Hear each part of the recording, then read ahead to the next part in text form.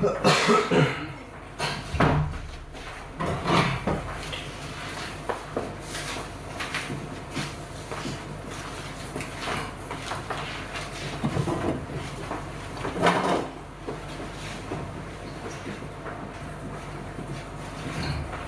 ini Miki yang duduk mana? Bawa yang di mana?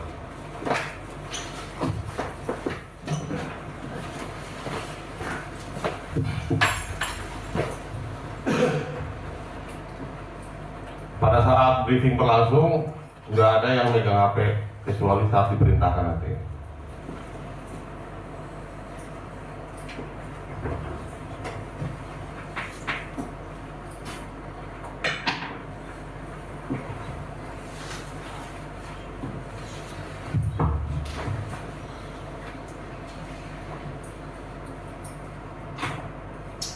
Yang mau rokok silakan rokok. Mau kopi silakan persiapan sekarang.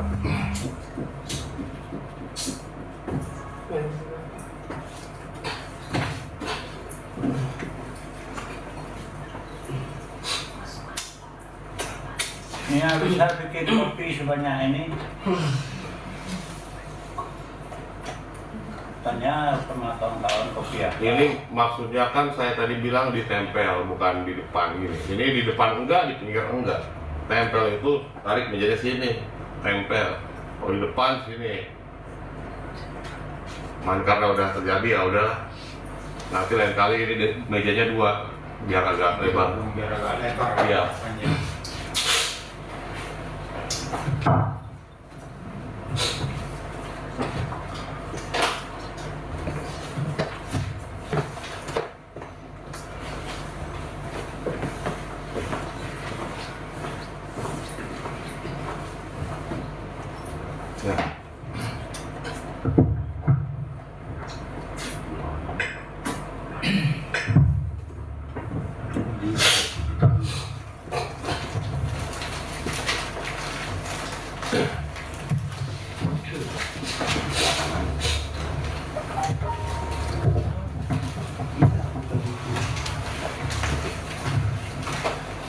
Cek, tes.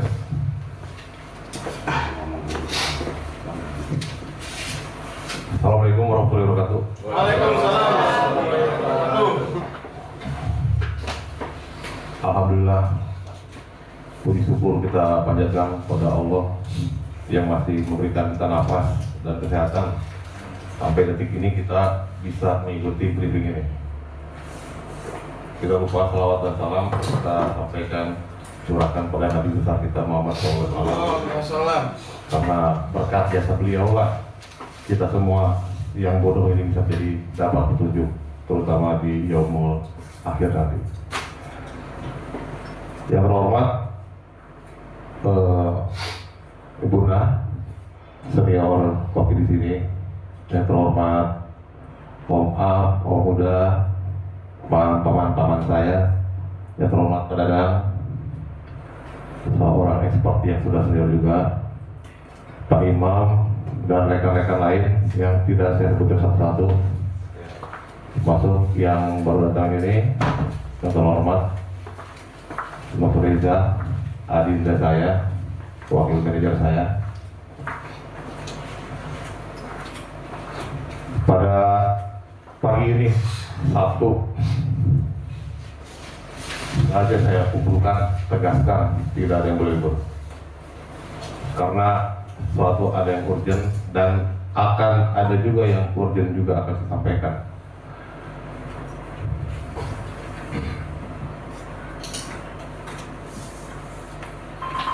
Briefing ini saya siarkan live di TikTok, bukan untuk tujuan pamer segala macam, tetapi untuk mengantisipasi.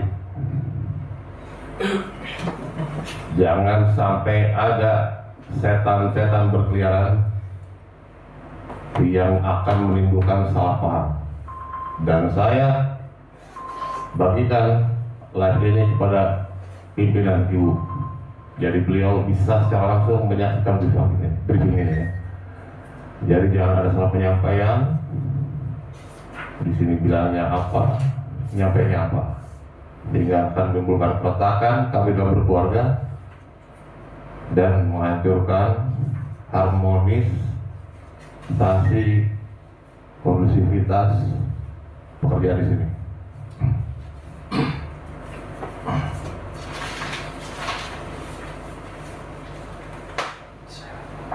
Pada briefing kali ini rencana saya targetkan berakhir paling lama pukul 12. Ada 4 hal yang akan saya sampaikan di sini. Mohon rekan-rekan ketika yang berbicara di depan ini berbicara, wajah dan perhatian rekan-rekan diperhatikan ke sini ya, jangan nunduk-nunduk, nggak ada yang ngantuk, nggak ada yang tidur. Saya minta 2 jam. Oke, sebelumnya saya mau bercerita dulu. Ya, udah mungkin berulang-ulang cerita kita.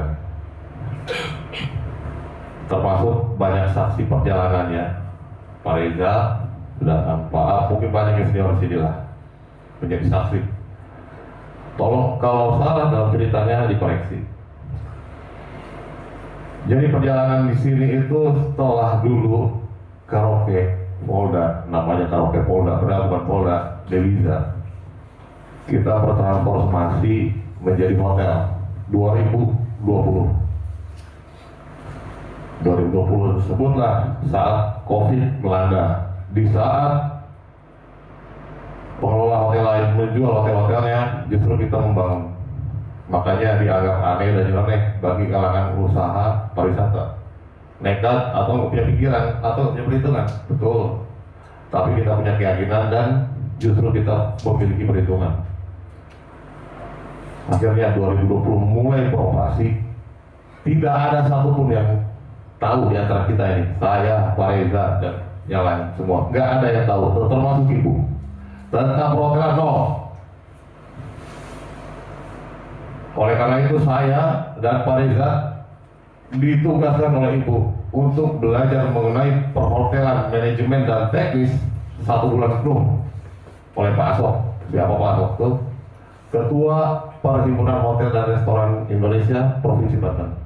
Jadi kapasitas dan kapabilitasnya sudah tidak ragukan lagi. Itulah yang menurunkan ilmunya kepada kami. Dan kita menerapkan semua sistematika dalam pola pekerjaan ini dari saya semua dibantu oleh Reza. Dari mulai kamu datang, apa yang kamu kerjakan, bagaimana tahapan-tahapannya, bagaimana cara melayaninya, bagaimana cara melaporkannya, kita semua kerjakan. Ada memang dinamika dalam perjalanannya itu ya, ketika ada kalanya spirit atau etos kerja dari kami ada yang mengalami penurunan, peningkatan, itu hal yang wajar. Tapi sejauh-jauhnya dekadensi atau penurunan etos kerja seorang, dalam hal ini dari saya, kita disatukan oleh ikatan keluarga. Jadi gimana pun mau dia emak sekalipun nggak bisa lepas, karena dia terikat darah kita dan terikat hubungan keluarga. Yang ditarik ke atas adalah hubungan perdata kalau secara hukum. Jadi mau nggak mau kita harus bahu-bahu. Dan akhirnya walaupun berbagai macam pasang surut, Reza akhirnya bisa eksis sekarang. Makanya bisa hadir di sini. Dan tolong tepuk tangan untuk itu.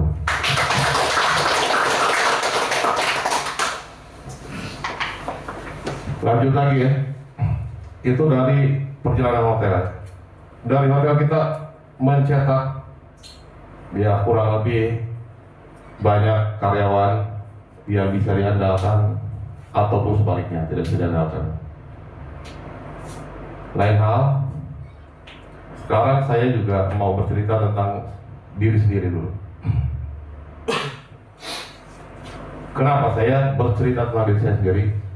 Akan ada maksud yang disampaikan nanti yang dapat diimplikasikan kepada sikap dan etika rekan-rekan. Mungkin rekan-rekan melihat saya sebelah mata, pakai kolor sini, pakai apa, pakai training, dan nggak banyak ngawasin sana sini, nyuruh sana sini, terkesan cuek. Tapi kelak mungkin rekan-rekan akan lebih mengetahui. Saya mulai dari 2022 dulu ya. Saya ini sudah saya sampaikan berapa kali, saya ini adalah anggota Polri aktif. Pangkat saya Inspektur 2. Levelnya kalau di perusahaan sini, dia sekelas supervisor, sekelas mak, Fiska, itulah level saya. Bukan sebagai top manajemen, Kapolsek, Kapolres, bukan, belum sampai. Tapi bukan juga sebagai anggota reguler atau karyawan biasa. Saya dinas di Polri sekarang menjabat sebagai Kepala Sub Bantuan Hukum baru 1 bulan ini. Makanya mungkin rekan-rekan lebih sering melihat saya 1 bulan di sini karena saya tidak terlalu sibuk lagi dalam pekerjaan. Sebelumnya saya menjabat Kepala Unit Reserse dan Kriminal di 3 wilayah berbeda, di Polsek Warunggunung, di Rangkas Bitung, dan terakhir di Polsek Maja. Kesemuanya dalam lingkup Kabupaten Depok. Saya patut satu hal. Saya tidak ingin menyombongkan diri, tapi saya tidak ingin juga dipandang sebelah mata. Silakan, saya makanya rekan-rekan diajarkan bawa handphone, silakan dibuka, searching di Google, ketik Ibda Wibridida. Barangkali mencoba saya kasih kesempatan. Silakan rekan-rekan buktikan sendiri siapa saya, apa prestasi saya, terutama 2 tahun terakhir ini. Berbagai pengungkapan yang mustahil dilakukan saya lakukan. Kalau masih kurang puas, lihat di YouTube dengan nama yang sama. Lihat di Net TV silakan. Atau mau lebih clearnya, lihat di post saya aja. Berapa banyak pengungkapan prestasi yang saya lakukan. Dan itu bukan kerja saya sendiri, tapi kerja kami sebagai unit di mana saya sebagai kepalanya. Lalu kok bisa saya dijadikan kepalanya? Apa karena saya mentang-mentang anak ibu yang notabene-nya dulu adalah Direktur Lalu Lintas Polda yang pangkatnya Kombes? Oh, wajar aja, ibunya gitu. Atau anak anggota Dewan Terpilih. Mungkin yang lebih paham, paman-paman saya ini dan adik saya berkarir di kepolisian sudah 21 tahun. Dari umur 18 saya sudah hidup sendiri di Bandung. Bergelut, berkutat sendiri. Dipaksa dewasa, dipaksa mandiri. Bagaimana tidak umur 18 kan umur 18? 19. 18 ya? Ya, 20. Bagaimana tidak dipaksa dewasa, umur 18 tahun kamu sudah memakai seragam polisi dan dipanggil Pak oleh seumuran Pak Dadang, Pak A. Dipanggil Pak dan dijadikan solusi atas permasalahan mereka. Toh kita juga masalah banyak. Dan bergelut hidup sendiri di Bandung. Ketika itu ibu sudah di Banten tahun 2002. 2010 baru saya pindah ke sini. Bahkan untuk mendapatkan sekolah yang di mana sekolah itu bisa menaikkan jenjang pangkat saya 2 pangkat lebih cepat dari teman-teman saya, butuh waktu 6 tahun mencoba. 6 kali, dan yang ke-7-nya baru lulus. Banyak orang yang skeptis dalam arti apa? Wah, wajar aja dia masuk, ibunya Kombes, ibunya Dewan Terpilih, atau duitnya banyak. Jawab. Kalau mau saya lakukan itu dari tahun pertama, tidak akan tahun ke-7. Kenapa harus nunggu 7 tahun? Ibu sendiri saksinya. Saya berjuang sendiri, jatuh bangun sendiri. Bahkan teman beliau, seangkatan beliau, Pak Rudi Kapolda, 2 tahun sebelumnya di sini masih menjabat. Beliau ketika reunian saya ngurus, nggak lulus ya nggak lulus, karena saya tidak mau mendopeng, minta tolong sana sini, atau nyogok. Akhirnya pada tahun 2002 tes ke-7 kali saya bicara sama ibu. Ma, tahu sendiri bagaimana polisi kalau meningkatkan karir mau sekolah. Karena apa ya, perjalanan karir seorang polisi itu 30% itu sekolah kalau mau sukses karirnya. Jadi selama 40 tahun dinas, dari umur 18 sampai umur 58, 60, itu minimal 10 tahun sekolah. Ya nggak 10 tahun terputus, ya setahun, 8 bulan, setahun, 8 bulan, 2 tahun. Nah, termasuk kemarin ketika saya bicara bahwa untuk sekolah meningkatkan karir di polisi ini, kita tahu sama tahu sedikit sekali orang yang benar-benar murni lulus. Karena apa? Intelektualitasnya, fisiknya, dan kemampuannya, serta perjalanan karirnya sangat sedikit sekali. Bahkan rata-rata ketika pendaftaran itu dimulai dengan pangkat dan ketentuan syarat yang sudah terpenuhi, diantaranya adalah minimal sudah 15 tahun dinas dan sarjana, dibuktikan dengan pekerjaan yang dinilai layak oleh pimpinan. Pada pendaftaran dibuka itu mencapai 350 orang, 450 orang. Yang diterima hanya berapa? 35 orang, 40 orang. Berarti 1 lawan 10. 1 Polda Banten. Nggak mudah. Akhirnya saya bicara sama ibu saya, mengatakan bahwa ibu pun tahu semuanya harus pakai duit di sini, atau nggak pakai koneksi. Gimana? Akhirnya ibu bicara, Reza saksinya. Pasaran 400 juta untuk sekolah doang ya, bukan dapat jabatan, sekolah doang. Nanti dalam sekolahnya ada lagi biayanya. 400 juta, ibu siapkan 400 juta. Nah, untuk kamu. Tapi apa dalam pikiran saya? Saya untuk nyogok masuk sekolah 400 juta, karena saya nggak akan balik tuh 400 juta. Kalau lama-lama aja ya, nggak akan balik. Akhirnya apa? Harus korupsi dong. Harus korup toh. Harus membela yang salah toh. Harus membela yang bayar. Akhirnya begitu. Tapi saya tidak berpikir seperti itu. Ada uang di tangan saya, ada koneksi, saya tidak gunakan. Bahkan saya lebih memilih uang tersebut akan saya pergunakan untuk caleg. Jadi ketika 2002 kemarin masih nggak lulus juga, saya mau berhenti jadi polisi. Kenapa saya berhenti jadi polisi? Mungkin disesalkan orang-orang, wah kamu bego amat, orang susah. Tentu nggak. Jadi polisi kamu berapa kali daftar? 2 kali, Pak. 2 kali. Nggak pakai apa-apa ya, bisa tes akhir doang ya. Begitulah saya, 6 kali saya begitu. Saat lulus sampai akhir. Begitu ranking kan, nih, betul.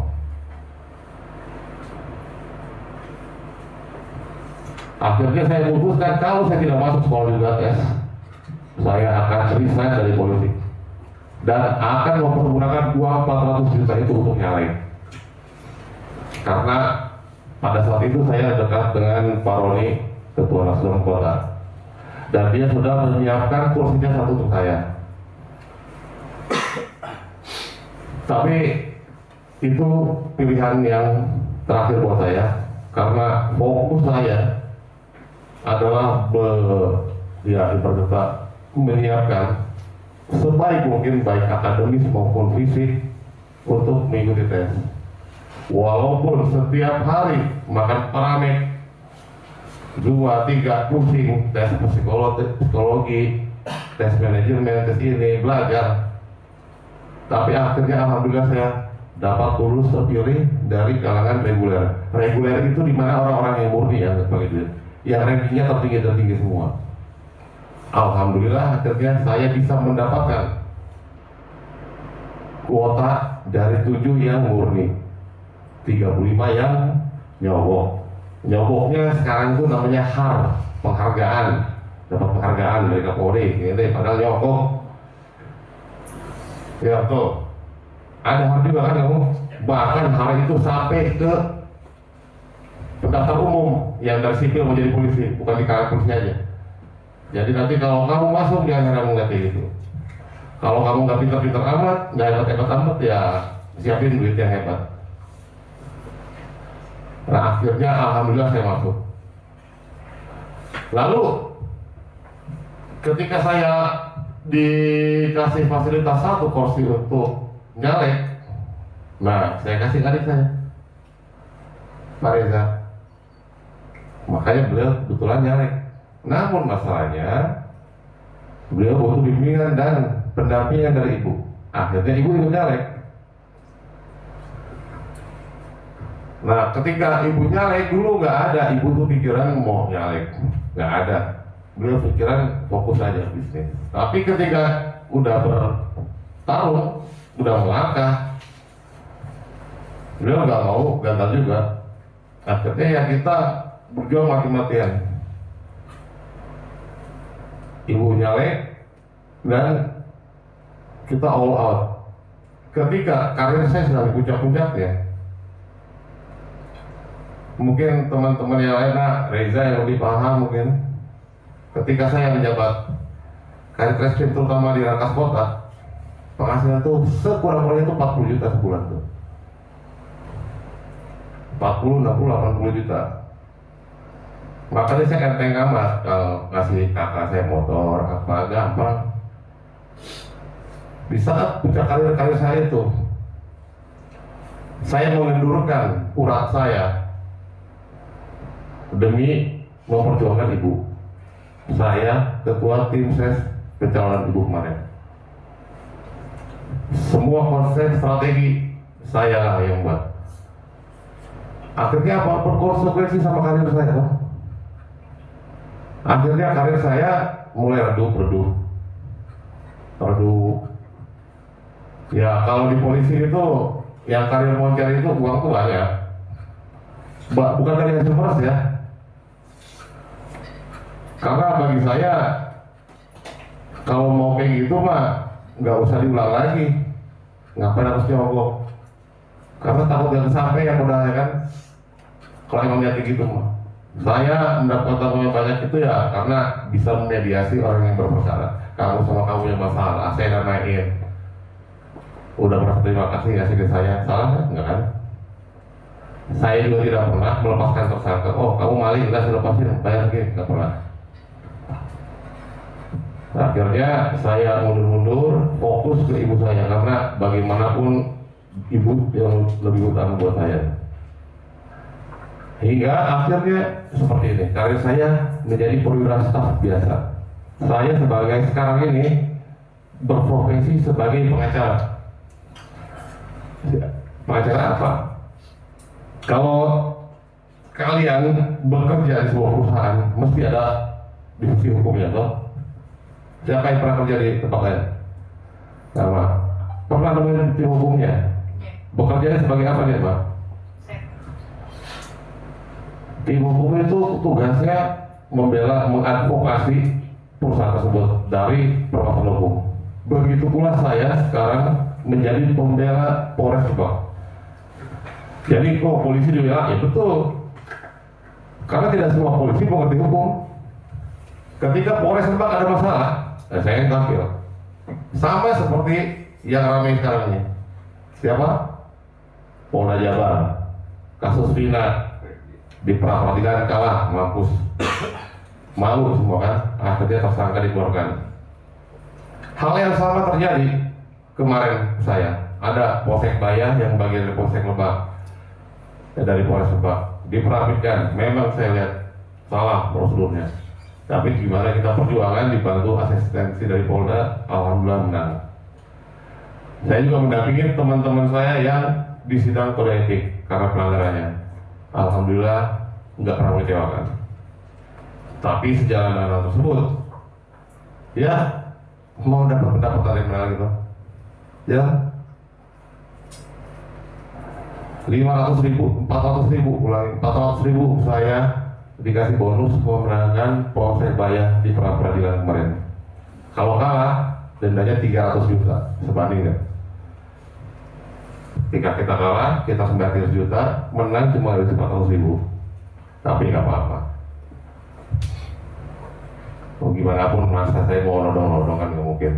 Ada Allah yang balas kan. Nah, jadi sejalan dengan hal tersebut ya, tema briefing kita ini adalah yang paling sering otokritik buat kita.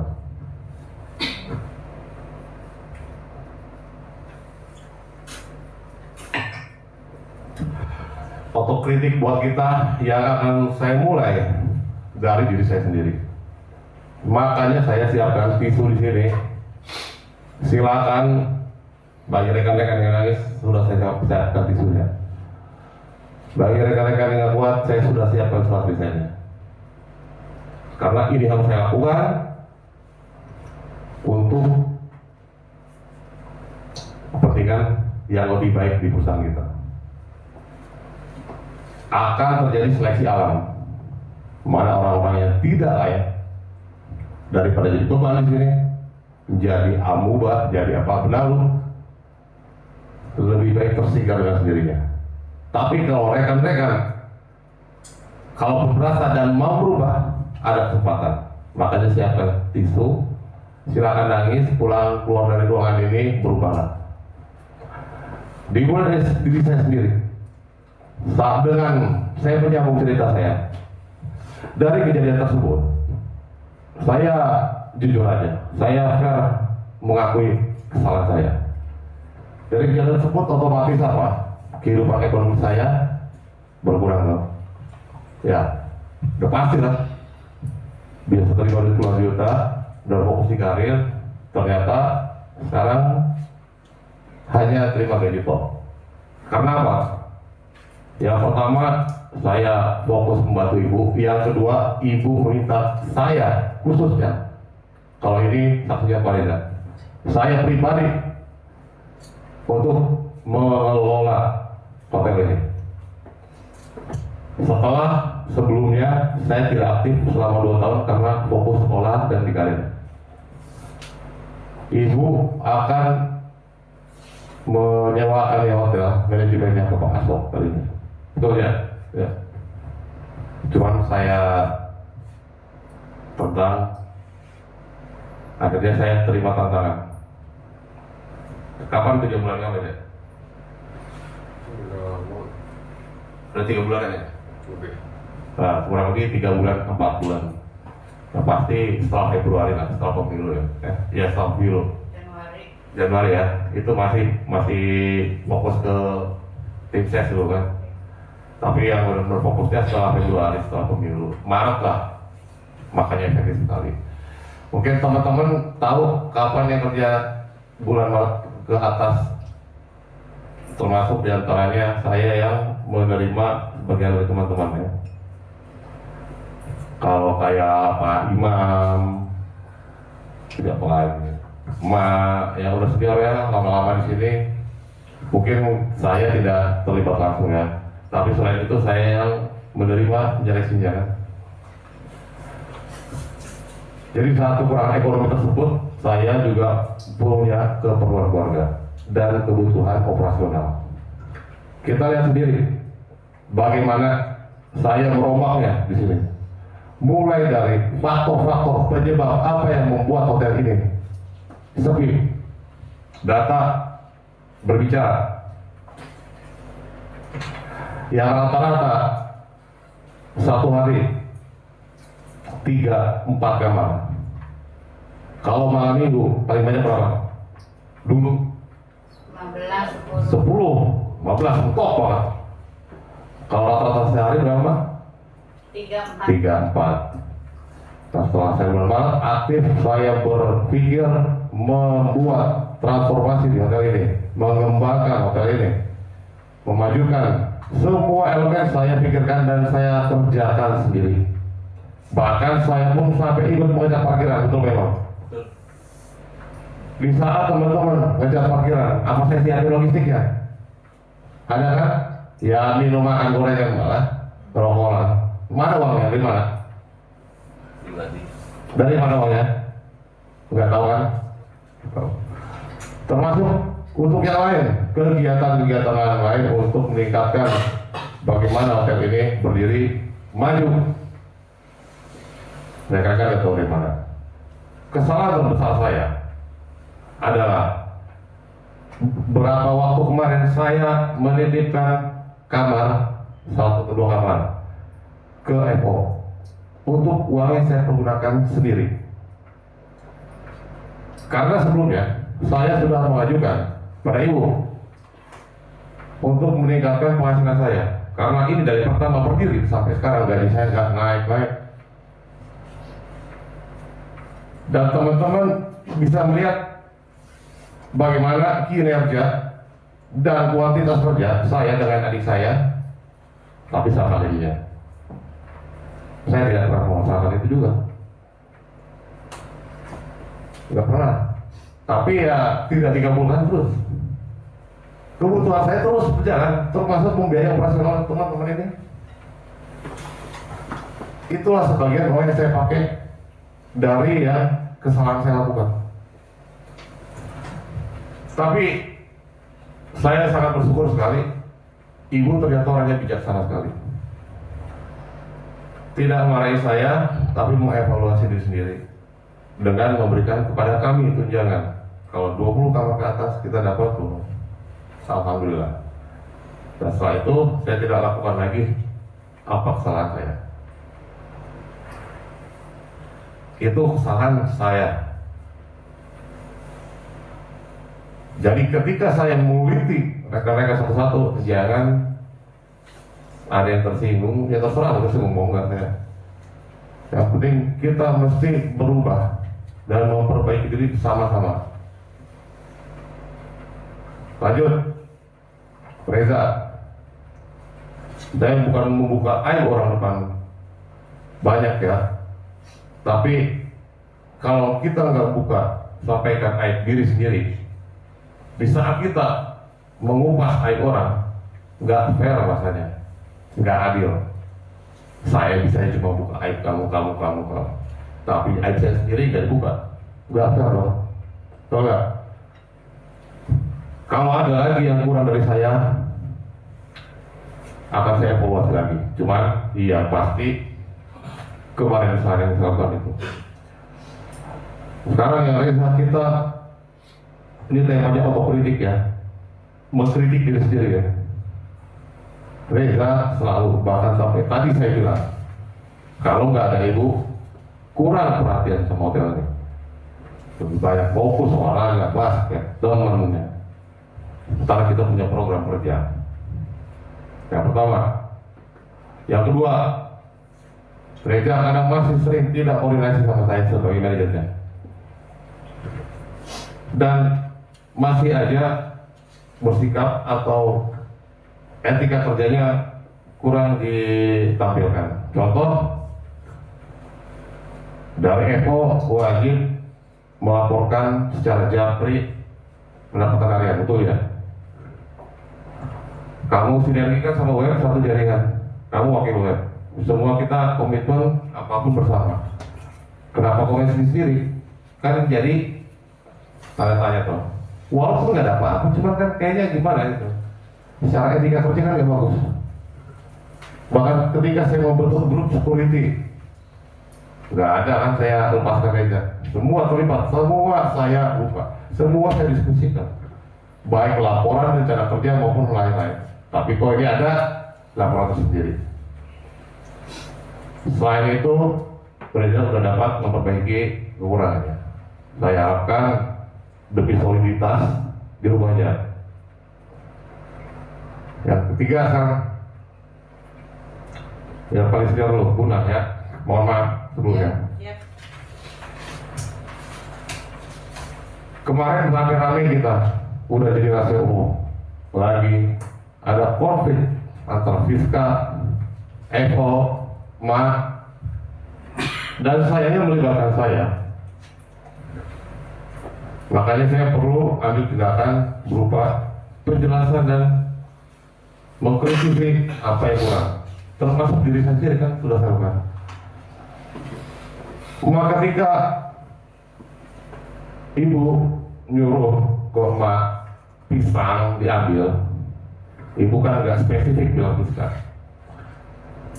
tapi seharusnya yang bisa mengambil pisang adalah orang-orang yang mampu melaksanakannya, kayak contoh security, tapi ibaratnya fiskal.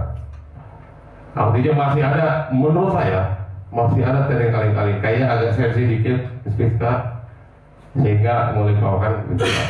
Karena saya sudah kemarin sih banyak diam untuk meng-clearkan semuanya. Ternyata ibu tidak pernah mengatakan fiskal secara langsung. Alangkah lebih baiknya kalau mana itu menyuruhnya ke security langsung untuk ambil pisang, kan nggak mungkin juga pisang ambil pisang. Akhirnya kemarahan itu tertutup dia. Apa yang harus dikritisi? Yang pertama, kita harus menempatkan orang sesuai kemampuannya. Yang kedua, kalau masih ada sensi, ya saya mewajarkan diri, wajar. Mungkin Manolo melihat saya karaoke sama dia di saat yang lain sibuk.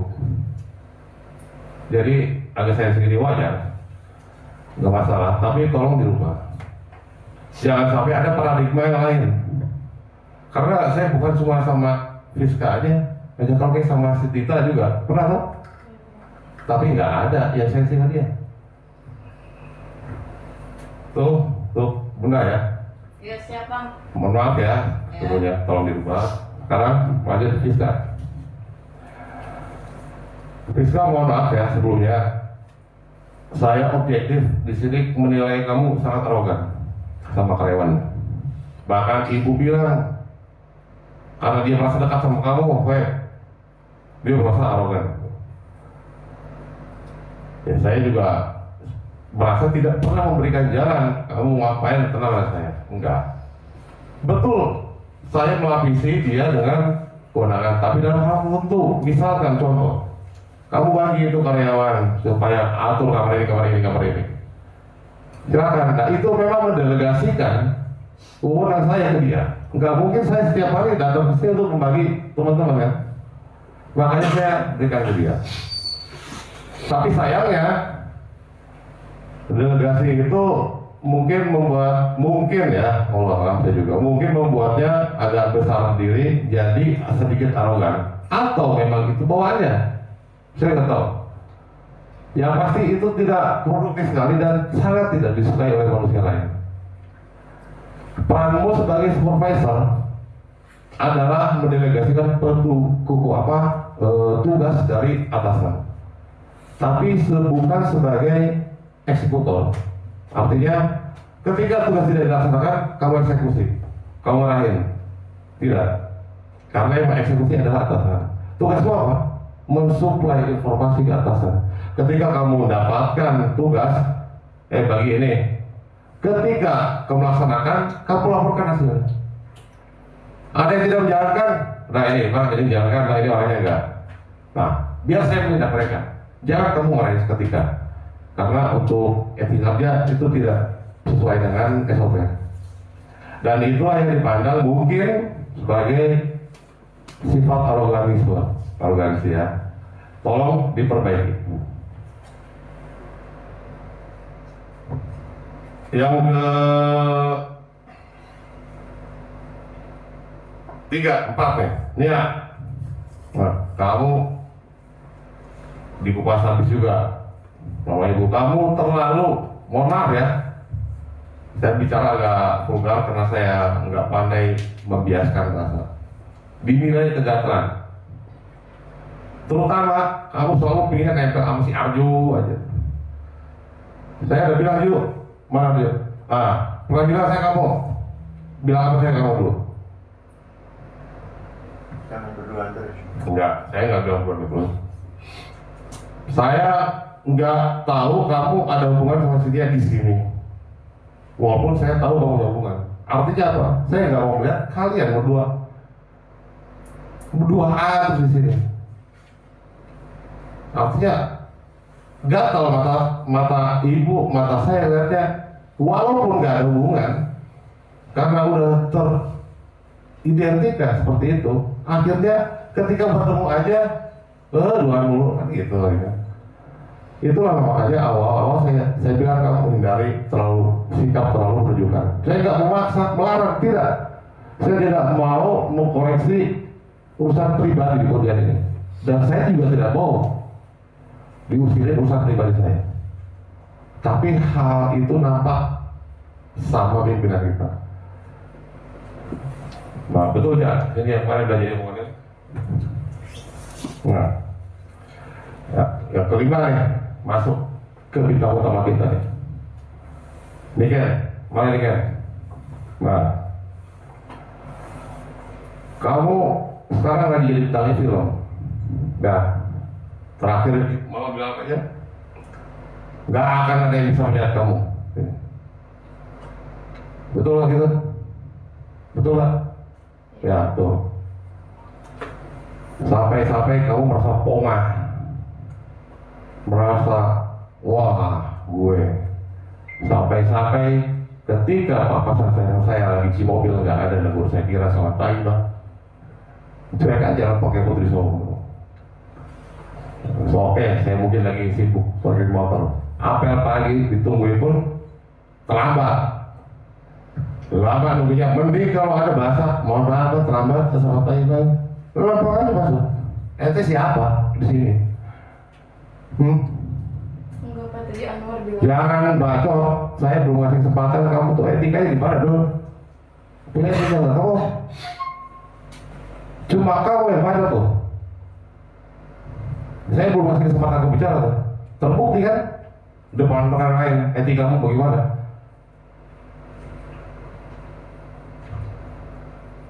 Jangan suka cari muka dengan memojokkan orang. Fakta, kamu duduk di PSK, katanya suka gue begini-begini. Harusnya apa yang kamu lakukan? Seharusnya klarifikasi dong saya. Bang, betul kita begini, bisa jadi dia bermain-main kan? Tapi enggak. Wah, semua langsung ibu lapor ibu. Bahkan Fiska klarifikasi pagi-pagi, kapan saya itu kamu kan langsung nyampe ke ibu lagi beritanya. Siang-siang ya, kamu bertanya mengenai apa? LC. Dan Fiska jawab, aduh nggak tahu ya, saya mah keren biasa. Udah nyampe lagi ke ibu. Lucu nggak gitu? Lama-lama saya berak itu nyampe lagi ke ibu. Lihat tipe ini.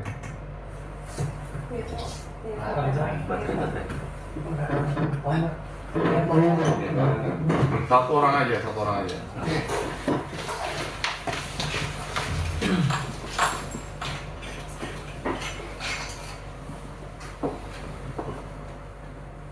Ini yang gede ya? Satu.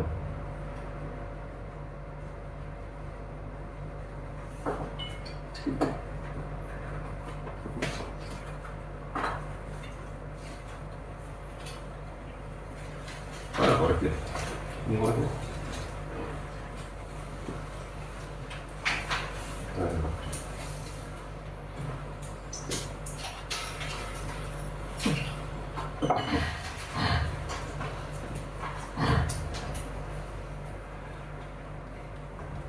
Masih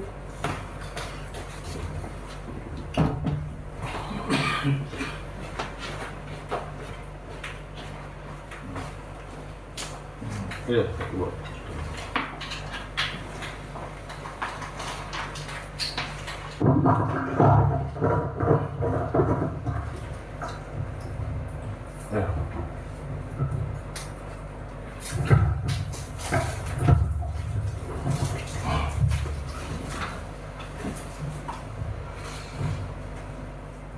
Dengar ya, baik-baik.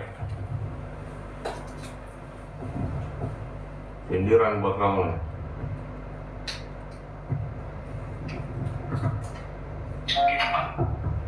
Kerja, saya orang yang pintar kerja. Mana main? Ya aku lah, pintar cari muka. Kerja kok setiap hari. Kerja tuh pas di depan atasan aja. Apa? Takut kerjaan gak beres. Rekan kerja kalian kan kerjaannya beres. Apa susahnya sih ngeklaim kerjaan mereka? Kalian di tempat kerja cari apa? Pengalaman. Cari kesalahan orang lain lah, terus laporin ke atasan. Biar apa?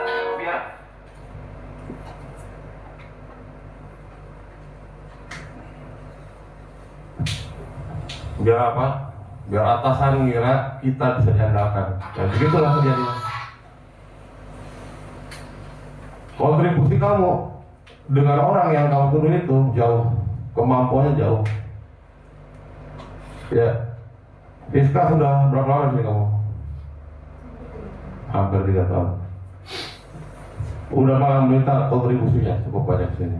Dibanding kamu yang baru sebulan, ya? Dengan diimajinkan, diidentifikasikan orang jujur. Ibu tuh selalu begitu dari dulu. Gampang kan orang, akhirnya gampang terjatuh sama orang tersebut, betul nggak? Dari mulai Pak Budi, siapa, banyak. Ini orangnya, ini. Katanya ketahuan sendiri. Saya antisipasi, saya nggak mau hal itu terulang lagi, terjadi lagi. Makanya saya bilang ini live, biar ibu bisa saksikan, biar ibu nggak gelap mata juga. Terbukti toh berapa orang kamu kerjain tadi kemarin malam itu, yang kurang uang itu kan, sampai Pak Reja aja udah ngantuk-ngantuk, akhirnya ibu marahin, tunggulah, akhirnya nggak kuat juga, pulang lah. Saya baru pulang sidang itu. Tapi jam berapa? Jam 9 malam ngulitin CCTV, cari orang yang masuk ke celeng-celeng. Padahal saya sudah ingatkan sebelumnya, jangan salah laporan. Ternyata apa? Salah laporan. Kantai itu namanya kerjaan orang. Kamu kalau nggak berubah, saya pastikan nggak ada lagi kamu di bulan depan. Walaupun ibu berjalan bilang kamu nggak ada yang percaya kamu, silakan. Tapi kita lihat aja faktanya. Saya tidak berusaha mengajarkan di sini. Kalaupun ada saya kesalahan, tidak dikoreksi semuanya. Memang ibu selalu begitu. Ketika udah agak maju dari jalan karaoke, ibu mulai ribut. Ibu ketika sepi, ini ditinggalkan, bahkan mau usaha apa kemarin bertahun apa? Karena udah nggak potensi lagi. Tapi ketika lihat maju lagi, mau ribut lagi. Memang kayak gitu. Tapi ya tahan aja. Sebulan depan ibu udah mulai sibuk sendiri soalnya, karena udah dilatih jadi dewan. Jadi ketika saya tidak aktif, bukan tidak aktif ya, saya lebih agak ada kesibukan. Jangan kalian berpikir kalian ini bisa mengkup bahkan menggulirkan, tidak akan pernah. Ingat, saya adalah anak kandungnya, pewaris beliau. Saya pula yang membuat perubahan di sini menjadi maju. Ketika itu terbentur, saya tidak mau membenturkan diri. Cuma ketika kalau kamu ketawa sekali, saya akan membenturkan diri. Pilih mana? Dia kerja atau saya resign? Gak mungkin toh milih kamu. Makanya ukur diri kamu, jadi ketika kamu sama saya aja gak ada salam, gak ada ini, macam putri Solo aja. Betul benar akan disaksikan. Jadi jangan gagap ya ketika dipuji ibu gini-gini ya, ibu emosional orangnya karena wanita, wajar. Oke, maaf ya Ikan ya, saya mengkritik untuk memperbaiki diri sendiri kamu. Kamu masih panjang umur depan. Di saat sinilah kamu bisa merubah diri. Untuk kita semua akan saya sampaikan kesalahan, termasuk bahkan mas sendiri yang sudah maafkan senior, masih kritik kok. Ente kalau nggak terima, pergi aja. Cuman yang pasti, kamu akan begitu terus di setiap perusahaan. Kamu nggak berubah. Cuma perusahaan ini yang mau mengajak kamu berubah dan menerima kamu berubah. Dan menanti kamu berubah. Dari etikanya jangan begitu. Kamu punya senior di sini, punya begitu LC aja bingung, kamu kan nggak tahu apa-apa. Ke senior kamu lagi kan. Semua ya buat yang lain juga. Jangan merasa diri hebat sini. Nggak ada. Bahkan saya pribadi pun nggak merasa hebat. Bahkan kalau nggak ada, mau hebat apa aja. Karena unsur di sini tuh salah satunya terkenal makanannya enak. Cakup apa hebatnya saya di sini? Ya apa saya? Hebatnya ibu apa di sini kalau kopinya abal-abal. Begitu juga ketika kopinya hebat, manajemennya nggak apik, ya biasa aja. Mendingan buka celerekan gitu mah. Jelas bukan hotel. Semua kita saling membutuhkan, nggak ada yang merasa hebat. Tempatnya kita belajar di sini, saya nggak pernah berbicara setajam ini. Betul memang kira-kira. Pernah saya bicara kayak gini? Nggak pernah. Saya udah titik nadir saya di sini. Sampai tadi pagi saya melihat kamu masih begitu. Setelah saya sambungkan sama Tita, betul kamu WA itu siapa kayak gitu. Iya. Protes kamu tidak adil. Ya, saya nggak perlu menanggapi terlalu jauh.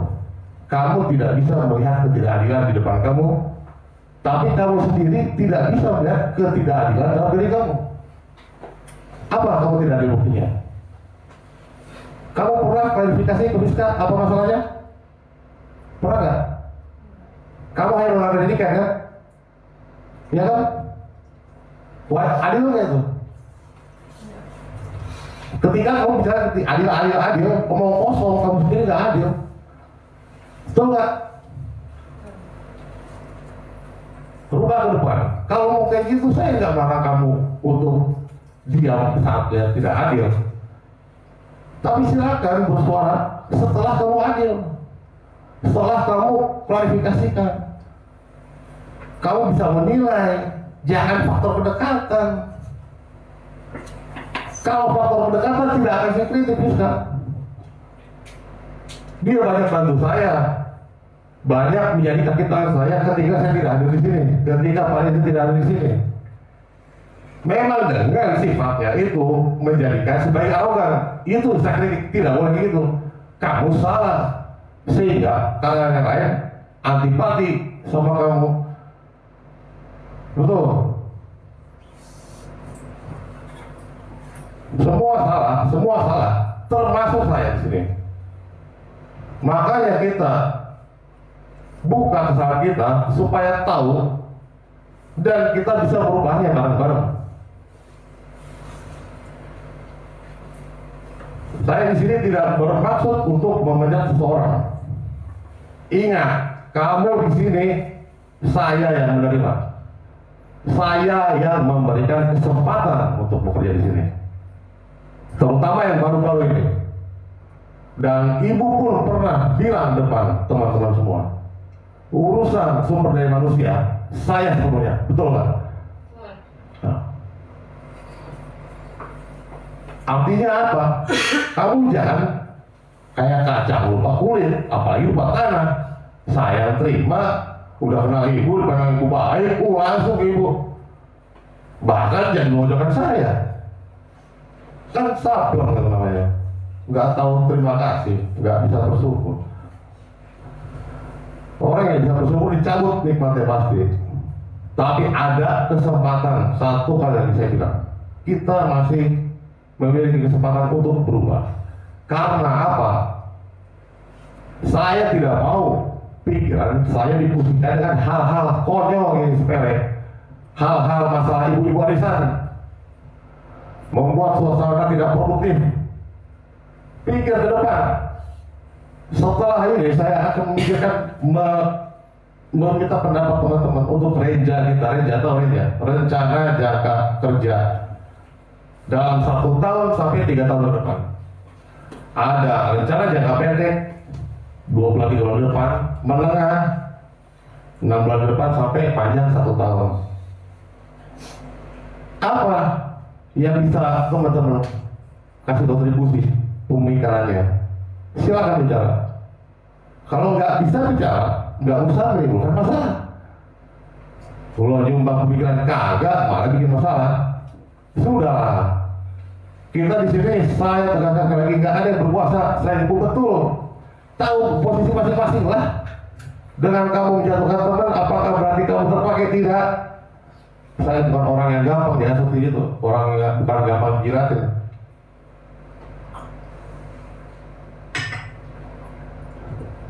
Jangan kayak di perusahaan lain, kalau kerja bawa bukan 2. Ada yang berkira setidaknya saya punya bibir yang basah. Buat apa? Buat pakai ngejilat. Wah, orang yang bawa muka masih ada. Oh, nanti saya cari muka di perusahaan. Enggak gitu di sini. Saya buktikan tidak di sini tidak seperti itu. Dengan teman-teman bekerja di sini tidak dipungut sedikit pun. Ada yang dipungut. Ada yang dipungut, lapor saya siapa? Tunjuk mukanya. Kalau tidak ada, itulah bukti kita memiliki integritas.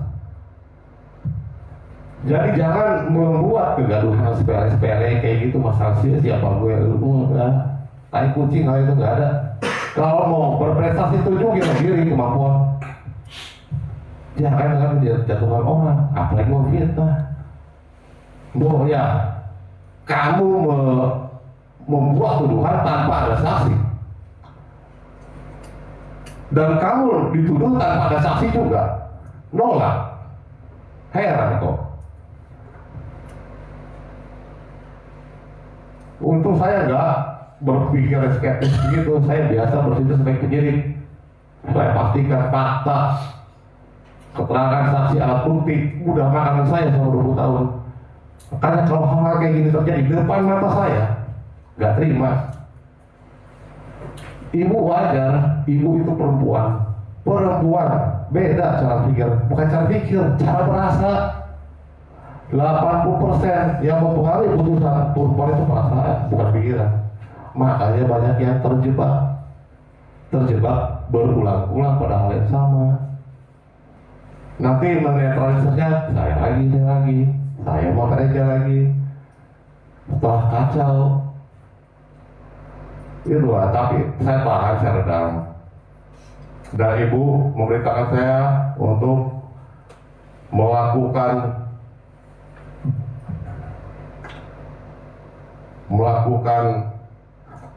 perombakan total di bidang sumber daya manusia alias karyawan, dan akan saya lakukan pada hari Selasa. Kebetulan Senin besok saya rencananya cuti, cuma karena saya diutus oleh kantor saya untuk mengikuti pelatihan di Teledian, makanya cuti saya diberikan hari Selasa, 1 minggu depan. Sampai Selasa sampai Minggu akan saya full melakukan perombakan dengan cara mengevaluasi berupa apa? Kinerja rekan-rekan. Masih ada, saya bilang, kesempatan untuk memberikan kontribusi, menunjukkan perubahan saat evaluasi itu dilaksanakan. Saya akan objektif, saya fair. Ketika teman-teman sudah baik, saya katakan baik. Ketika teman-teman jelek, saya akan jelek. Kalau ada perbedaan pendapat sama ibu, silakan. Saya hanya tinggal suruh ibu milih, mau masih mempercayakan saya atau tidak kalian. Dan silakan rekan-rekan sendiri nilai hasilnya bagaimana. Yang kedua, caranya melakukan rekrutmen lagi dalam besar-besaran. Akan saya lebih selektif lagi. Hal tersebut berkaitan dengan apa? Dengan rencana kerja kita. Saya akan sampaikan. Oke, jadi yang lewat, saya mohon maaf. Reja, Bunda Rizka, Niken, Tita, Nia, terutama yang saya kritik, saya mohon maaf. Insya Allah, saya yakin teman-teman keluar di sini kita sama-sama berubah. Terutama saya harapkan diri saya dulu, karena saya pun nggak luput dari salah. Selanjutnya kita memiliki visi, merancang visi. Perhatian saja, menjadikan Dewiza yang terkemuka di hotel kelasnya di wilayah Banten. Saya ulangi lagi, menjadikan Dewiza menjadi yang terkemuka di kelasnya di wilayah Banten. Artinya apa? Untuk hotel kelas kita levelnya, kita yang paling hebat. Caranya bagaimana? Misinya, aplikasinya. Satu, memiliki SDM yang mumpuni melalui seleksi, evaluasi, dan paling penting, peningkatan kesejahteraan. Saya sudah menyiapkan diri untuk bertempur sama ibu, dalam arti bertempur argumen, pendapat. Saya akan pasang badan untuk memberikan tunjangan sama teman-teman sekurang-kurangnya paling kecil satu orang 300.000 di luar gaji ya, di luar gaji 300.000 itu dulu saya. Setelah itu baru saya tuntut kinerja rekan-rekan. Karena untuk meningkatkan kapabilitas dan kapasitas karyawan nggak bisa kita teriak-teriak ini doang, nggak bisa tanpa memperhatikan kejahatannya, nggak bisa gitu. Mana yang keluar? Tunjukin lu kinerja atau penghasilan? Tunjukin kinerja. Penghasilan dulu. Kamu nih. Gimana kamu bisa kerja kalau potong apa? Memang itu pendapat ibu. Dan saya akan bertempur dalam argumen itu nanti ketika ibu pulang. Saya akan meja bantu saya nanti. Siapapun, bahkan Ignatius Jonan sekalipun tahu siapa dia, Direktur PT Kereta Api yang mentransformasi kereta api yang mereka tek itu jadi eksekutif kelas sekarang. Betul nggak? Murah, nyaman, AC bagus. Apa yang dilakukan merubah sumber daya manusia dulu. Bayangkan dulu gaji kepala stasiun Gambir cuma 2.100.000. Kepala stasiun paling keren di Indonesia, Pak. Tapi dia minta anggaran ke negara untuk memberikan tunjangan yang lebih sampai 80 juta. Gila kan, berapa ratus kali lipat gitu. Dan terbukti semua bisa menyesuaikan diri. Karena ketika tidak bisa menyesuaikan diri, kita mudah sekali untuk membawa orang tersebut. Dan juga kita membawanya lebih mudah kan. MK udah dinaikin, gaji udah dikasih fasilitas, tunjangan dinaikin, tapi kerja masih gini-gini aja udah out. Lebih enak loh. Mau nggak mau teman-teman harus menyesuaikan diri kan. Jangan lebih peka, lebih cerdas, jangan dodol, jangan lemot, jangan apatis kan gitu. Itu caranya salah satunya. Yang keduanya memberikan pelayanan yang terbaik sehingga kamu memberikan kesan yang baik. Saya bilang sampai sehingga, bukan pelayanan baik doang. Kalau memberikan pelayanan yang baik tanpa sehingga kamu memberikan kesan yang baik, sampai bohong. Sampai tahu itu bilang baik, baru selesai kerja. Kalau cuma meningkatkan pelayanan motor kita doang, bullshit. Caranya bagaimana? Catat, kita simpan. Satu, siapkan kotak pedagang, tolong dibikin kotak khusus ya, kayak kotak pemilu. Perhatikan. Perhatikan. Mana Evo? Ketika ada orang yang check out, ya, kamu jangan mundur-mundur, kamu sini maju. Nanti nggak ngerti lah Evo. Ketika orang check out, kasih lembaran, suruh dia tulis apa yang harus diperbaiki dari kita. Nanti kita kasih formatnya. Cuma di saat check room, kan butuh apa kan? Di saat itulah dia minta ngisi. Kasih rating dari 1 sampai 10, nilainya berapa? Apa yang harus dirubah? Gitu ya. Itu bisa membuktikan kualitas kerja kita sejauh mana. Kalau nggak ada itu susah parameternya. Betul nggak? Itu yang kedua. Nah, yang ketiga, misi kita meningkatkan profit perusahaan. Bagaimana caranya? Dengan melaksanakan dua hal tersebut. Membangun sumber daya yang mumpuni dan meningkatkan pelayanan, otomatis profit masih makin maju. Kita bukan. Ketika saya belum transformasi, kita solusikan diri hanya 3-5 kamar sehari.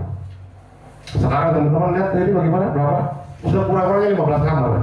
Berapa kali lipat? 300% ya. 300%. Dari data bulanan kita, bisa dilihat total penjualan kamar yang dari sebelumnya 1 bulan 40 sampai ke 200, sampai 400% naiknya. Kerja siapa sih? Kerja kita semua. Siapa yang menginisiasi? Yang banyak kan saya, sebagai orang yang dipercaya untuk mengelola. Makanya saya pikirkan tuh membuat bagaimana ini bisa meningkat. Pada dapur ikut merasakan susahnya. Bagaimana ketika bahkan untuk menutup membatas SPBU sama hotel, itu adalah faktor juga penentu tamu. Mungkin sama teman-teman nggak terpikir. Ketika teman-teman bawa mobil sini ke hotel, entah maksud mau ngapain ke hotel ya, cuma rasanya risih kan kalau kita mobil di hotel ternyata. Makanya kita tutup semua faktor-faktornya, bahkan sampai patroli di OTA, betul ya? Bagaimana ketika harga kita dibikin 650.000 sama Traveloka? Apa teman-teman pikir sama? Atau teman-teman kontrol enggak? Terus bagaimana solusinya? Kan begitu. Nah, saya kasih aja bercerita bagaimana kita bekerja. Traveloka itu di Indonesia karyanya berapa sih? Kurang lebih berapa? 4 ribuan ya. Kabupaten kota di Indonesia ada berapa? Ada yang tahu? Ada berapa Polres di Indonesia? Kabupaten kota lah, kurang lebih 800-an. Ada 800 bupati dan wali kota. Dan di Traveloka itu setiap kota ada agennya, ya tak? Kalau kamu bagi per kota itu paling jatuhnya berapa? Satu kota 3 orang loh. Satu kota itu rata-rata memiliki puluhan hotel dan tercover sama Traveloka. Mungkin nggak 3 orang cover puluhan hotel? Nggak mungkin. Makanya dia pakai autopilot system, pakai algoritma, yaitu rumusan-rumusan yang dimasuki secara otomatis. Nah, rumusannya apa? Ya udah pasti rumusan hukum ekonomi, supply and demand. Ketika supply stabil, demand meningkat, maka harga ya supply stabil, demand meningkat, harga akan naik. Supply itu stop, demand permintaan. Supply tetap, permintaan meningkat, naik nggak harga? Naik dong. Sebaliknya, ketika supply banyak berlebih, permintaan stabil, stok banyak, murah nggak? Murah dong. Sama kayak cewek. Nih, saya kasih maaf agak beda saya perumpamannya biar bagi kalangan laki-laki biar gampang sasarannya gitu. Kenapa harga cewek di Serang ini mahal-mahal? 1 juta, 1,5 juta sekali cekin. Kualitasnya biasa biasa. Kenapa? Karena stok terbatas di sini. Teman-teman yang di Jakarta ke Bandung itu cewek kayak Uzbekistan 200.000, bagus pelayanan. Tahu dari mana kata orang juga. Itu kan faktor apa? Supply and demand. Stoknya banyak di Jakarta itu. Bahkan stok Cina, Uzbekistan, cantik-cantik banyak. Tapi permintaan stabil, akhirnya harganya turun. Nah itu hukum ekonomi. Kalau di sini stoknya sedikit, permintaan banyak, yang hidup lainnya banyak, termasuk saya. Akhirnya harganya jadi naik, makanya mahal, harganya 1,5 juta, buset gitu. Nanti kamu kalau udah jadi polisi dipaham tuh kan, itu nggak tahu saya juga kutukan polisi itu. Nah dari hal tersebut kita pelajari algoritmanya dong. Kita kasih allotment ke Traveloka berapa sih sehari? 3, 4 kemarin tuh. Ketika sudah terisi 3, otomatis stok semakin sedikit dong, harganya dinaikin ke dia. Nah, kalau begitu kan susah. Akhirnya kita harus mengakali, kita kasih stok yang banyak ke Traveloka. Kita kasih 20 allotmentnya. Sampai sekarang alhamdulillah nggak naik lagi, tetap aja 300.000. Coba kalau kita kasih stok sedikit pasti besok harga langsung 600-700.000. Karena dia autopilot langsung bekerja sendiri, menaikkan harga sendiri. Karena nggak mungkin satu orang bisa mengcover semua hotel, pasti pakai autopilot. Betul terbukti. Sampai di sananya loh saya memikirkan hotel ini yang tidak dipikir.